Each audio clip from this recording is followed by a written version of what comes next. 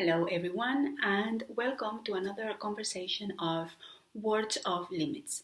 In today's conversation we will be talking with Leah from Global Bones, which is an Instagram account that talks about culture and language. She's an interculturalist and she explores and brings information about different cultures and the different ways of seeing the world, the different mindsets, and how that impacts language. And this is precisely what we will be talking about during the next about 40 minutes of conversation. You have me here instead of a preview of the conversation because I messed up in the recording, so there is no video. It's all audio. But for the video format, I just decided to have a little introduction with a visual, with a human face, so that you can understand what happened, and the rest will be just still image, and you will still be able to hear the conversation. And this is all from me. And if you're interested in these kind of conversations, please subscribe to the channel. I hope you enjoy and have a beautiful day.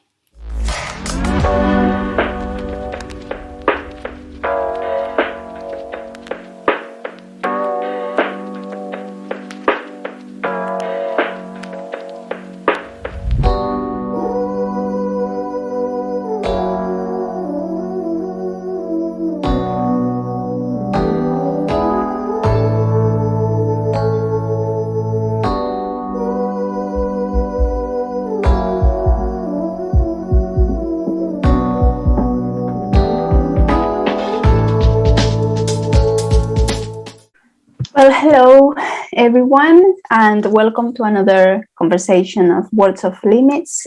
Today we have Leah from Global Bones, and I have to say that, I've been following her for a while. I discovered her in Instagram, and it is one of these accounts that is super, super interesting.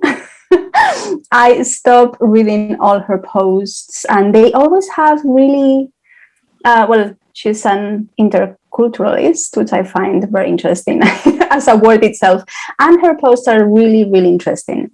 So that is what we are going to be talking about, probably cultures and languages. So welcome, Leah. Thank you so much. I'm really happy to meet people who I'm connected to on Instagram. So tell us more about Instagram, precisely how that account came about, what's the goal with it, and what do you do in there? What I do in there, yeah. So it's a long story because it's like a passion project of mine. So it's connected to both my education and who I am as a person. But I moved to the Philippines when I was 19, and I just did like volunteer work for a few years, and it just changed my perspective on life. And I wanted to study culture and communication because I met a lady there who had studied culture. So when I came back from the Philippines, I did a bachelor in intercultural communication and religion and a master in global studies, which was not what I had been dreaming of before. But I just was like really curious about cultural differences. And then I met my husband at university, and he's from Peru. So but he's lived in Norway for years since he was a child. But we are this like cross-cultural family. And then when I started to work, I worked in intercultural settings for years. But I kept reading about cultural differences, and I felt like there's something lacking. There are some gaps in the knowledge, even from what I studied and what I see my co-workers know and don't know. There is like a gap between what I experienced when I was there as a young person and what I find in the literature. So slowly I started to search for knowledge and for research that was explaining the gaps that I observed. And it took me years to start to sort of collect the knowledge that I needed to use to understand what I sensed actually was. And then I wanted an outlet for it. I started to feel like I want to share this. And I couldn't find, I wanted to have a website, but I wasn't able to push through. And then I discovered these, these Instagram therapists that would post a lot of like, which is really helpful. And I was like, I can do this, but I can do it with culture. Yeah. And that's where I started. So I started to put some of the knowledge I already had into these small squares and post them. But eventually I started to search for more. And I've ended up reading like probably 2 or 3 articles a week of research. Wow. And then I put it into Instagram posts. But now I also repeat some of my content because I have a lot. And it's like, I just realized what, and then I remember something I read and posted about a year ago, and then I had a new reflection on it, and then I will repost the content, but in a slightly different way. So I've learned a lot through doing that. Yeah. And I have learned a lot through you. So I'm very grateful, because it is like your posts are really, really charged with information, not in a heavy way, like they are light. Well, it's Instagram after all, so it cannot really be, but they really have a lot of weight. I'm trying to always put references, like, because I do read research articles, and of course the thing that strikes me, I think, is that you can always question the content of one research article and you can debate it. But when you start to have like a body of research on a certain topic, then it carries more weight in it. And I'm hoping to, like, I'm trying to put the references so people can find the articles if they want to read it for themselves. And so that's... Yeah. And well, I found you, I am into languages, and I don't know, someone mentioned you and I found you very interesting. So you also, obviously, languages and culture, they are together. Yeah. Together. So you have been, I seem to remember recently, I think you wrote something about code switching in bilingual people. Is that true? Okay. Yes. So tell me more about that, for example. Like, it's just, for me, it's the idea that we would change language when we are, I think it was in an argument or in a heated conversation. Well, it makes sense. Like I relate to that. I am my mother tongue is Spanish. I am using English for my everyday life. But what is interesting is that right now, when I am in an argument, I don't necessarily revert to my Spanish. I used to do it for a while, but not anymore. So I'm interested. So tell me more about this. Yeah, I think like there are many layers to code switching and when we do it and why we do it, but it is related to how we have internalized the language. And of course, our mother tongues that's where we learned our emotional languages. That's where we learned how to express ourselves. But I think, like, because that article that I posted about was about that, but I think personally I have grown in English in ways that I have not grown in Norwegian. So there are some topics in my life where I will also use English more than Norwegian. Like, it intuitively, it would come out in English and not Norwegian. And I think once we have connected a language to who we are and our emotions, which is like the deeper language learning, that is when I think you can truly use more than one language for your innermost feelings. It's not limited to one, which some of the research would sort of just focus on us having one mother tongue, and that would be like the core, and then we would code switch with these other languages in different situations. And the thing about code switching is that I think we used to look at it as like a bad sign for a child to do it. It's like, oh, the child is confused. He or she is not fluent in either language. This is a problem. And we need to make sure the child is speaking only English or only Spanish when they're supposed to do that. But what we're learning now is that code switching it requires a lot of mental effort, and it's highly structured. And the more, I think, is like the more fluent you are, the more complex that structure is. And it requires a lot, it requires a lot of effort to do that. It's sophisticated. And I think as parents and teachers, I don't think it's beneficial to model that we should use only one language at a time. We need to model using one language at a time. We need to model code switching, that it's okay to be, to need to express yourself in more than one language. And then we can model another language completely, isolated. Yeah, I'm loving what you're saying. I wanted to to talk.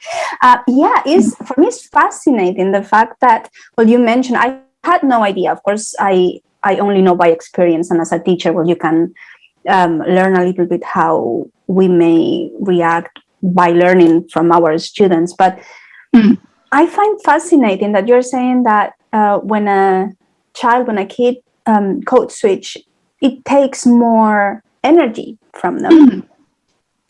And what I find fascinating is that I have this idea that we as humans, we tend to want to use less energy as possible. So the fact that this is happening, and I am thinking that it's happening in an unconscious level. So this kid is doing whatever comes to his mind. Yeah. So it's really, really interesting to me how this is happening. Yeah. I find it interesting too. And I also find it interesting on the emotional research, where we know that emotions are not the same across cultures and languages, and that you can feel like there are studies of, I think it's English speakers and Spanish speakers, like bilinguals. But when they describe, I don't have the reference for this, I don't remember exactly, but like when they describe the scene, it would sound very different in Spanish compared to English. It's not a direct translation. The whole focus on what you would describe differs depending on the language you use. And I think there are some emotions that you can't find. You can find in one language, but you can't find it in another language. So you can't just translate how you feel and who you are. Yeah. It wouldn't be authentic if you did it. So we grow in some areas. We can acquire some emotions and some ways of thinking that you can't just translate. So what will you do then? Then you can, if you have the opportunity, you can use all of that with some people. If you're with someone who speaks English and Spanish, then you can use all of that at the same time. Yeah. So there is a deeper, there is more richness when, obviously, we speak more languages, we know that, no? Our life expands. But what I find really interesting is, in what you are saying, is that me as a language teacher, language coach for years, I came out to the conclusion that we're doing teaching wrong. Yeah. In the sense that we are asking the student to almost to translate. Yeah, we are saying, no, eventually you won't translate from English, or you won't translate from your first language. But the way we are teaching is pretty much about translating and kind of putting, when the reality of it is as I am come to understanding after many years, is that it really doesn't work. So for the for the learning to really happen at a deep level, we need to let go of this kind of trying to translate what you want to say. Of course, there has to be, our brain works with connection, so you have to connect with what you know already. But this translating, I feel, is kind of slowing the process, and at some point even hindering it completely. Yeah, I'm getting the goosebumps. I'm 100% agreeing with you. Yes, I totally agree, definitely. I have the same experience as well. I have both taught languages and being an adult language learner when I learned Tagalog. And translations is just so limited. It doesn't help you become the person you need to become in that language. It doesn't give you what you need to build relationships, because you can measure the progress in your ability to build relationships with people who speak that language. And to be able to do that, you need to connect it to who you are. So you need to grow as a person with the language, which is just super hard, because it brings you on this journey of being vulnerable, being open to getting verbal and nonverbal feedback that's different from what you're used to. Yeah. And it puts you in a vulnerable position for some time. But if you want to be fluent, if you want to be able to build relationships, that's what you need to do. And some people have the goal of just being able to read and write documents or watch Netflix or whatever. But if you want to build relationships with people and function in society, then you have to go through that journey that you can't go through by just translating from one language to the other. Yeah. Yeah. Thank you for saying that. And I love the sentence, like I had to make note of it because I felt it in my entire body. You said it doesn't help you become the person you need to become in that language. Yeah. And it is so important. Yes. It is so important. I feel that I keep talking all the time about authenticity when I am talking with my students and in everything I write. Because I really don't see, I don't know how we can communicate in a language when we are still trying to hold on to the mother language we have or the first language we have. Agree, so yes. How can you really express in this language if you are holding on to this mindset and culture and ways of thinking? So there has to be a place of vacuum or surrender to whatever this language brings. Yeah, exactly. And that's super hard. Like, it's really difficult to do that. It requires a lot of courage. It requires you to step out and be misunderstood when you're sharing things from your personal life. It requires you to take risks. Yeah. And so what do you think it is necessary for a teacher or for an educator? What would you think it is necessary for this educator to do to help their students to be more proficient in the language, to be more authentic, if you wish? Or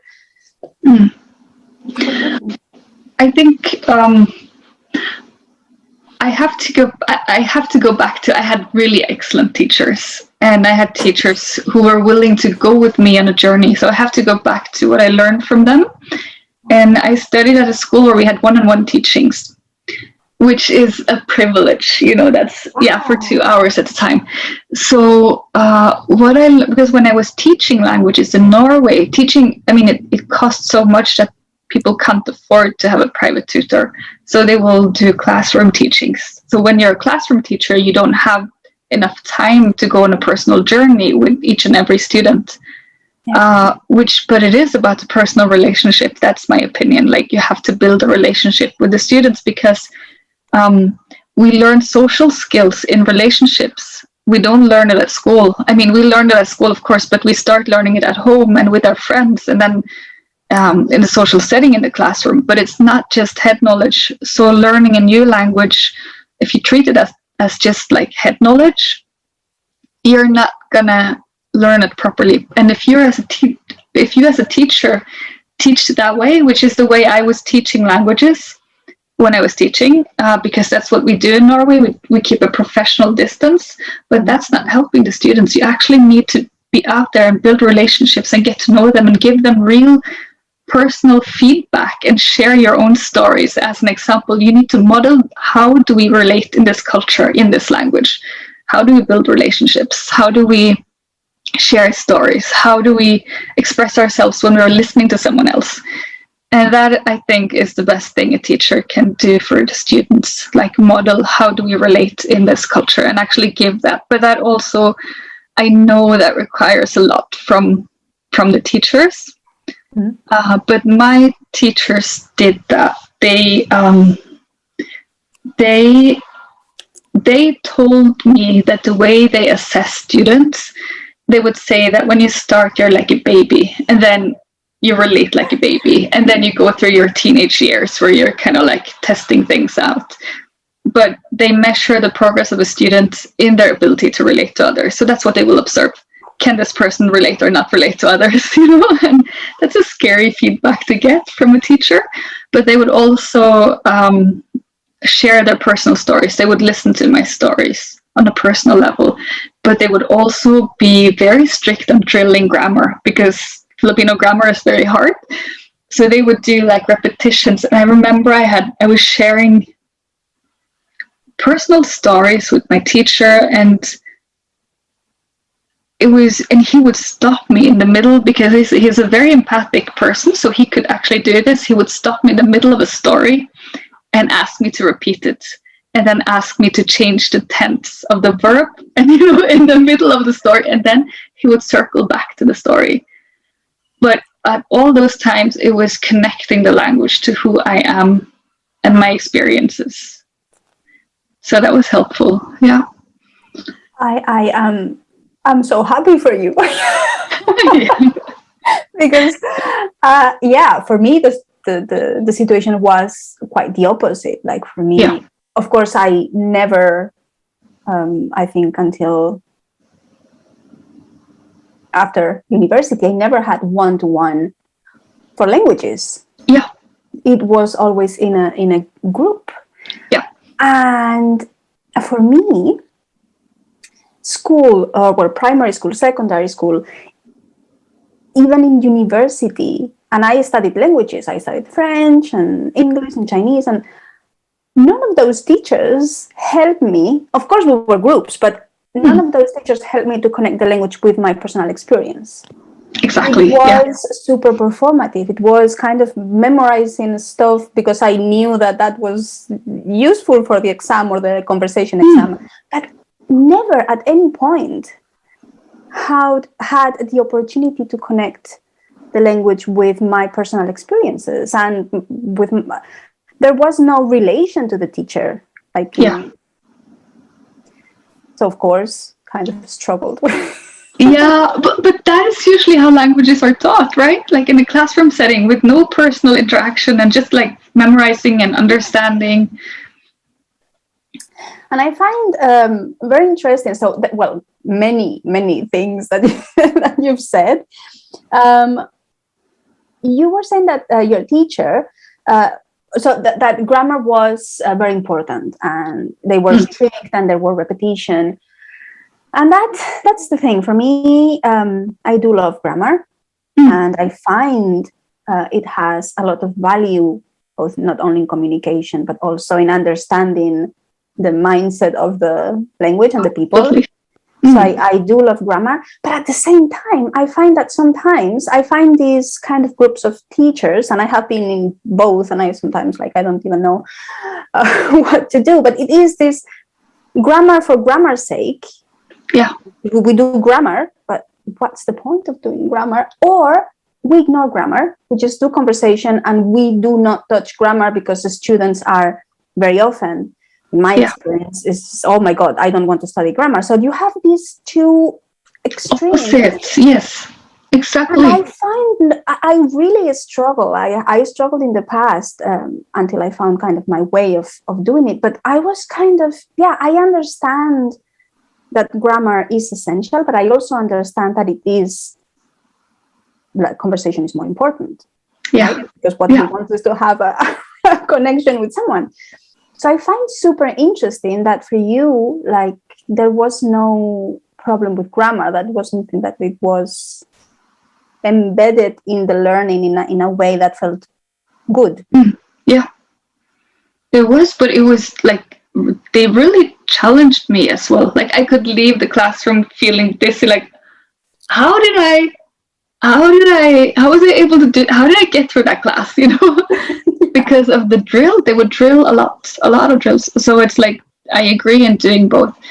I think when I was teaching languages, I was wanting to teach grammar. And also had, I didn't know it at the time. I discovered it when I started to learn Tagalog.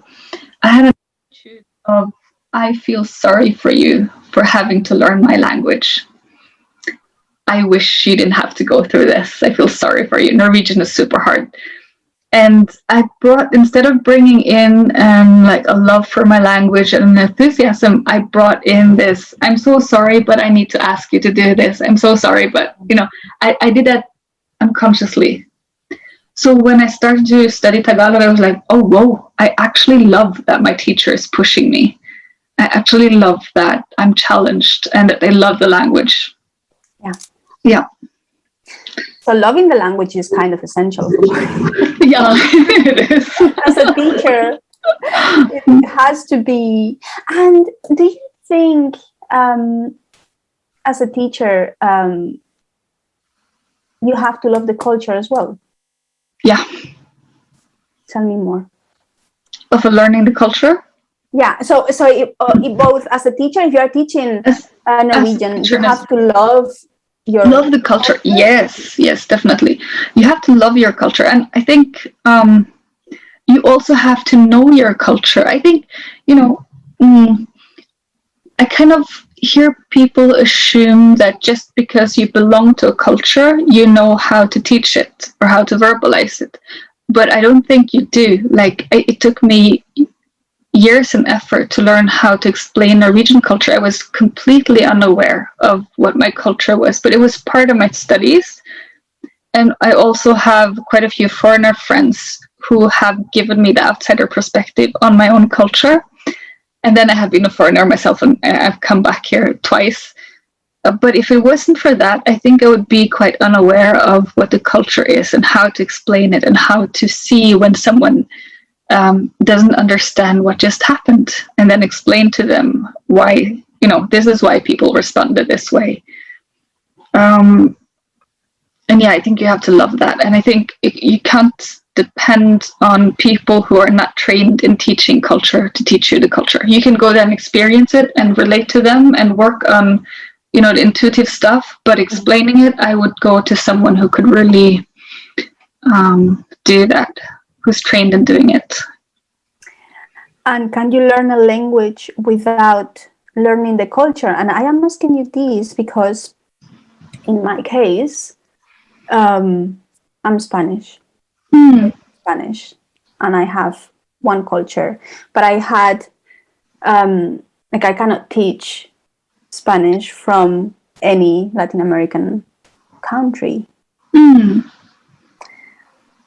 And for me, it took me years. At the beginning, I was just teaching Spanish, kind of a generic kind of way. Yeah.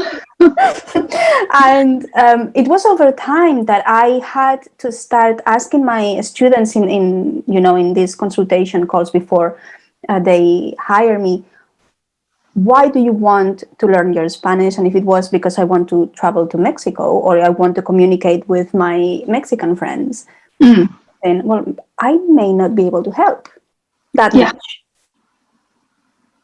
Because my culture, we have the same language, but we do not have the same culture by any means. So no, there are so many people speaking Spanish that the cultural differences are definitely real.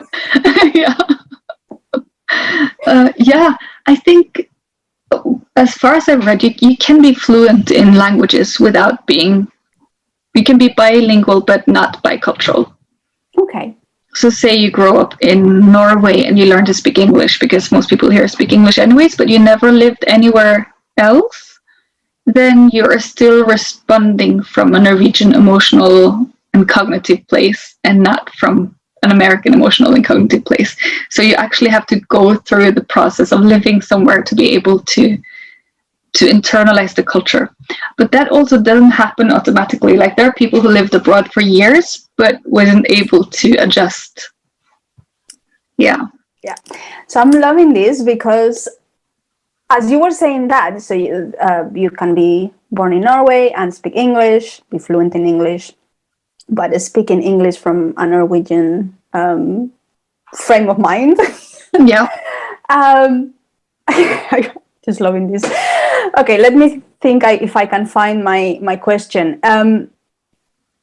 So then that version of English has to be different in form somehow from an American English or a British English or an Australian English. It has to be different. Not only like it has to manifest differently verbally in the communication. No.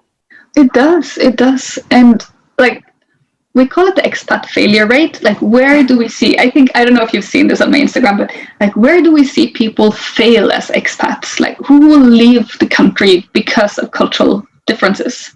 Is it like the Americans going to Japan? Is it the Japanese coming to Europe? Who is it? And you know where the failure rate is the highest?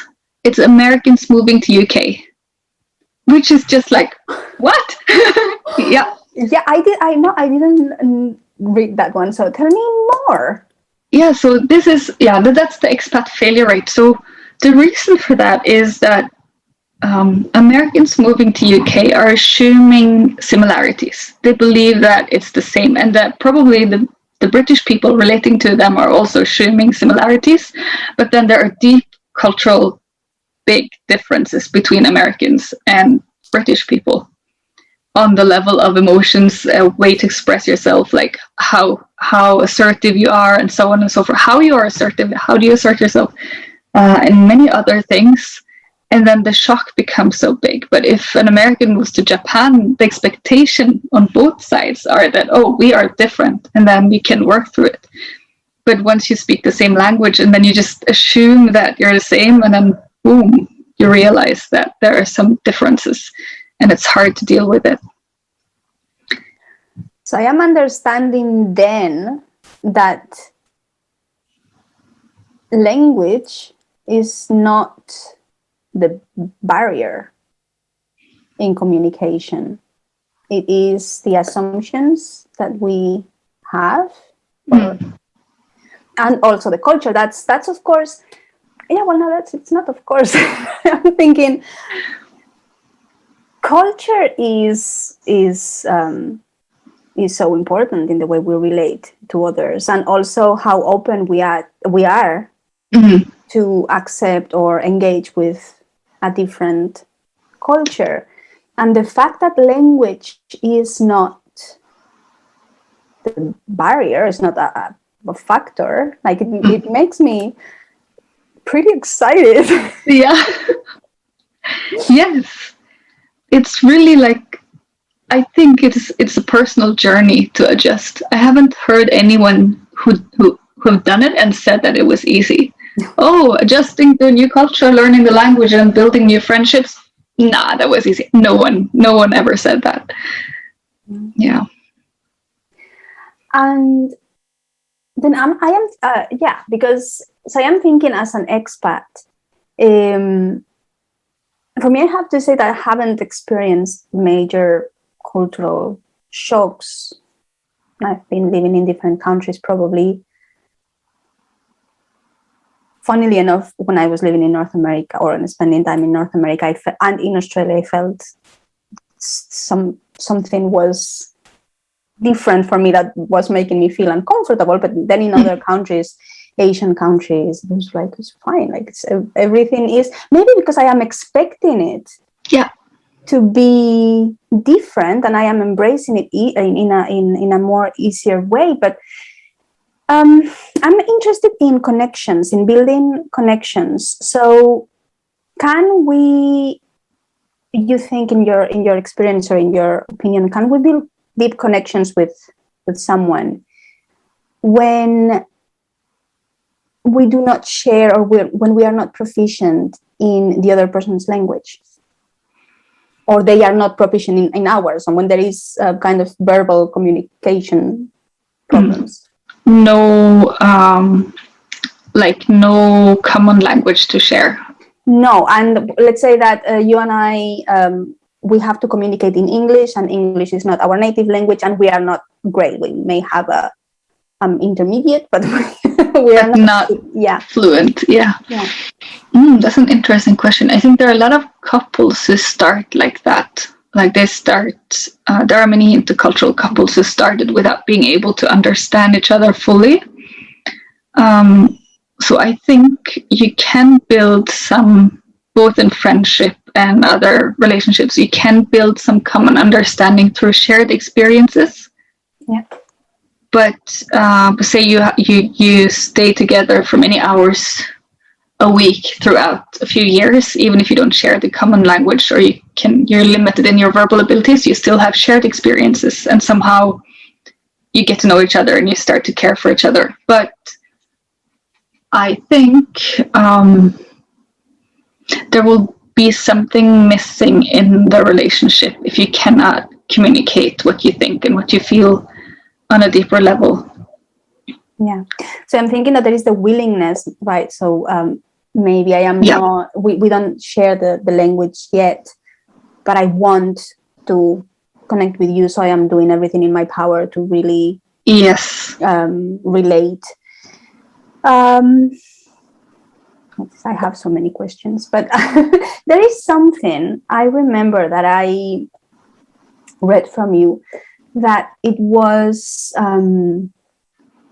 it was one of these posts that for me was like, I have to save this and I have to keep it under my bed really again and again. And it was, I think, so let me think if I remember correctly, it was you were talking about the ability for a culture, I think it was Chinese culture, to talk about being positive and negative, the same event being positive and negative, whereas I think it was American culture that it had to be either or, it had to be.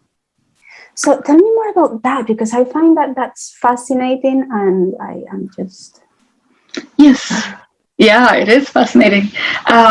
It's called dialectical thinking. That is like the key word to Google if you want to Google and look for articles. It's dialectical thinking and dialectical emotions. So this is rooted in the philosophy of the different cultures. So in Western cultures, where we have like Greek philosophy and we build on, like we learn from university already to deduct arguments and to sort of set aside things to clarify. We find one thing and we want to clarify and define this one object. And if it's one thing, it cannot be another thing.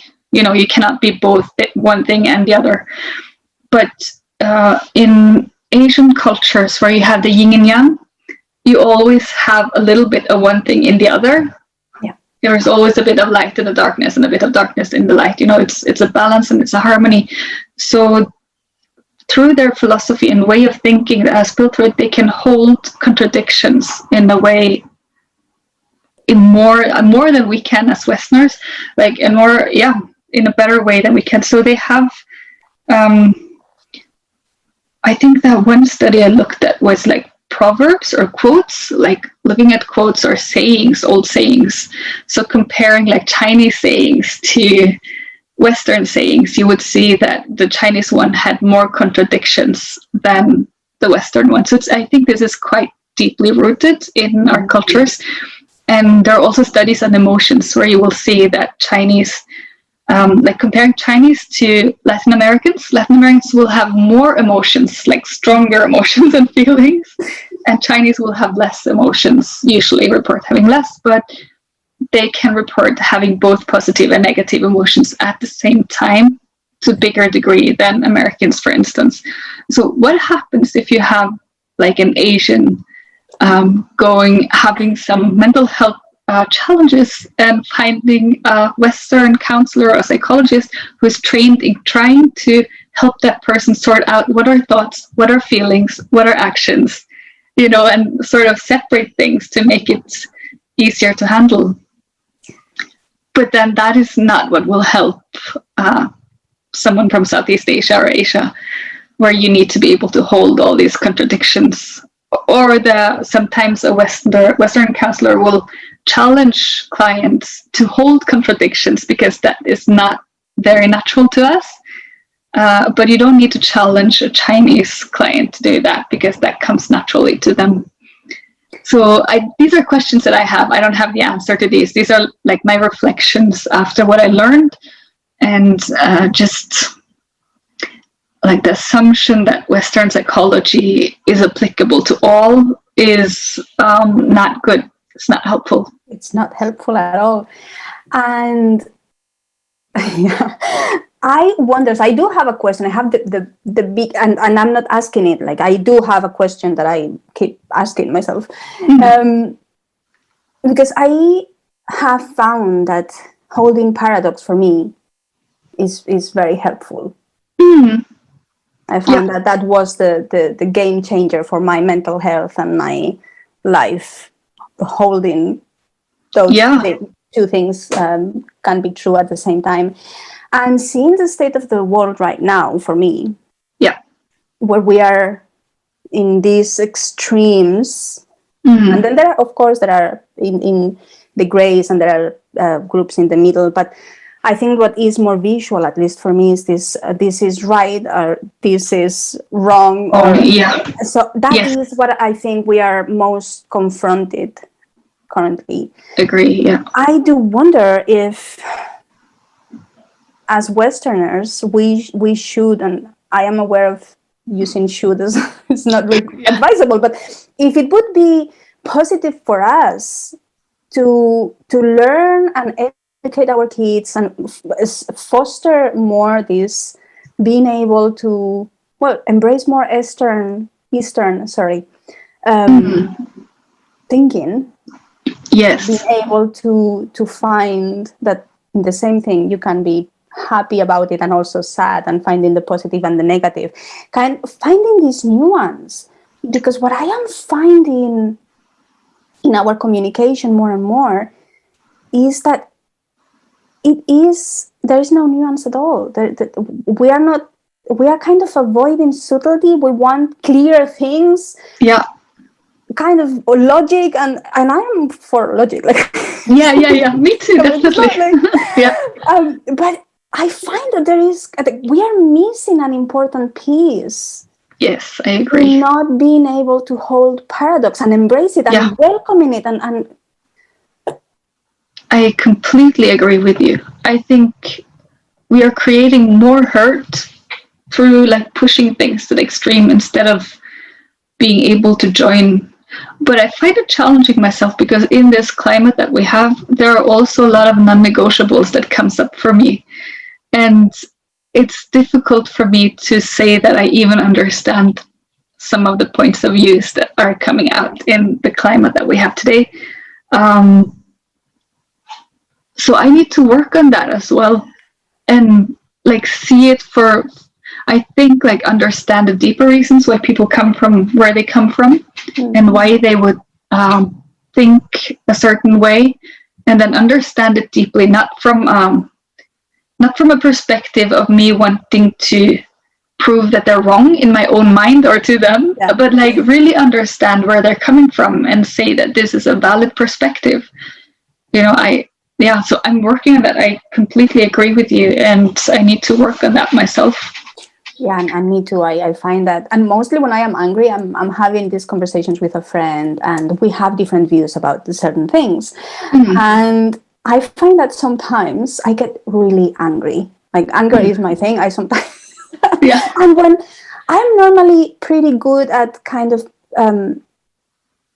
finding or trying to understand the other person's logic and reasoning, I'm normally always trying, well, why is this person thinking this, or what is the intelligence in this, even if I don't agree. But when I get angry, I go always to the extremes. Like it is kind of, without me thinking, I see that I start the conversation kind of, I see your point, and I really see her point. But then as I am talking and I am getting worked up, I just go to my extreme, like, and I am kind of visualizing, like, a boxing ring, and I am going to my corner, kind of getting ready for the fight. Yeah. And I think that's interesting. Like, how do we deal mostly when we are having these big emotions? I'm Spanish. I'm Latin. You have big emotions. I have big emotions. So how do I deal? How do I keep my nuance? How do I keep my, and also hold my emotion? How do I honor? Because I cannot really tune down my emotions when they arise. Yeah. But how do I keep my brain and my balance? Keep it leveled. Yes. Yeah, that's challenging. It is.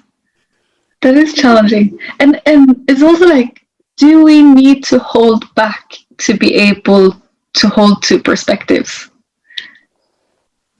Or can we get angry over something and also listen to the others? Maybe that's hard.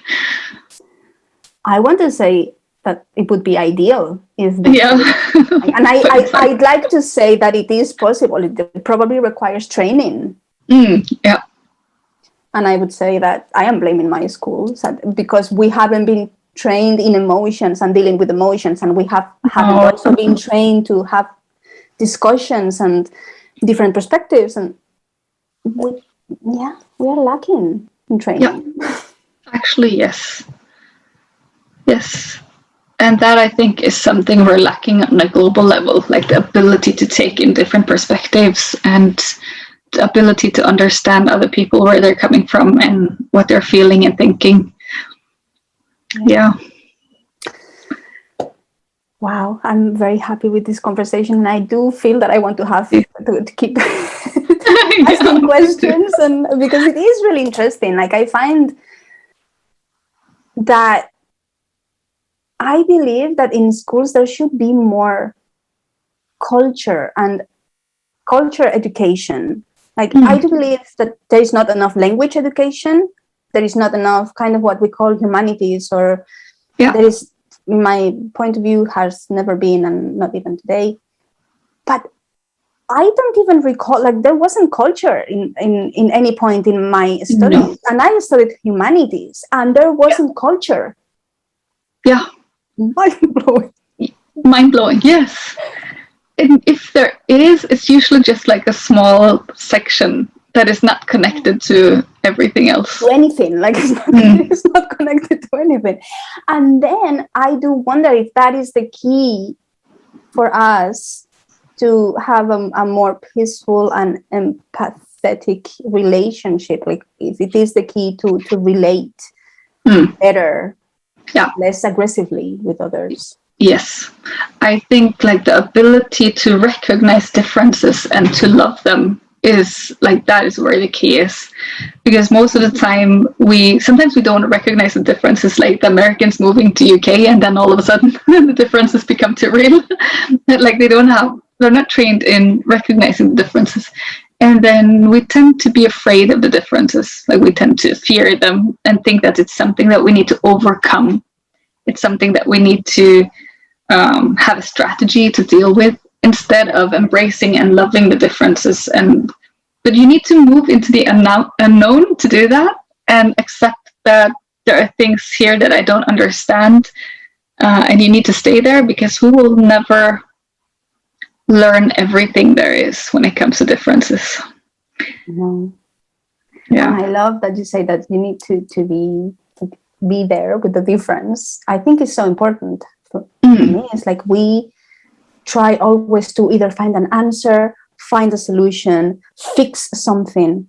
Yeah. And that's okay. But I think that there is this missing, as you were saying, this just being with something that is different, something that is uncomfortable because it is different.